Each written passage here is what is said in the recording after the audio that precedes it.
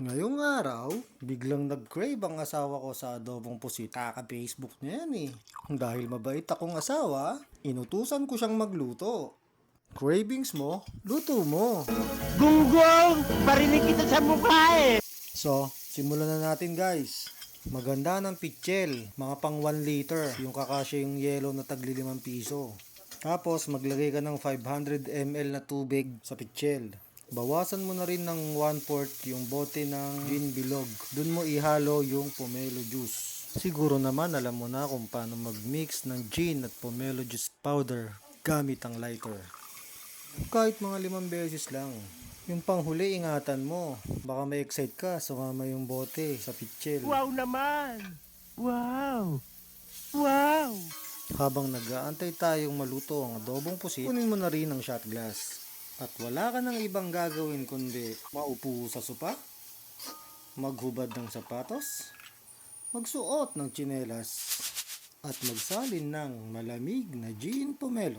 At ikaw na rin ang makakapagsabi ng, wow, ang tagal ng pulutan. Kanina pa ako salita dito, hindi pa rin tapos ang ulam. Ulam talaga to guys, hindi ito pulutan. Baka madali pa ako ni Mrs. pag pinulutan ko to. Ginto pa naman ang presyo ng pusit ngayon.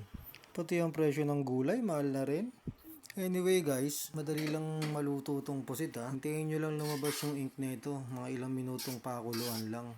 Kasi kumuko na to pag na-overcook nyo. Pag lumabas na yung ink na, pwede na kayo maglagay ng toyo at suka. Antayin nyo munang kumulo bago nyo haluin para maluto ang suka.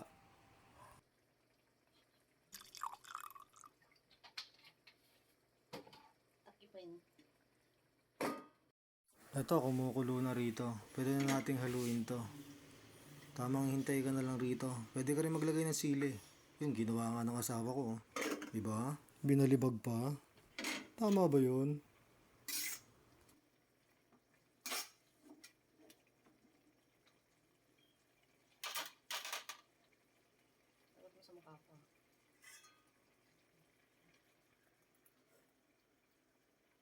Hindi totoo yan.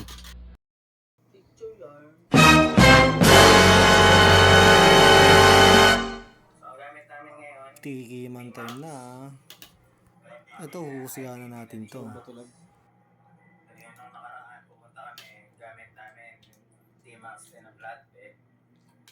Start na. Yummy, yum, the yum.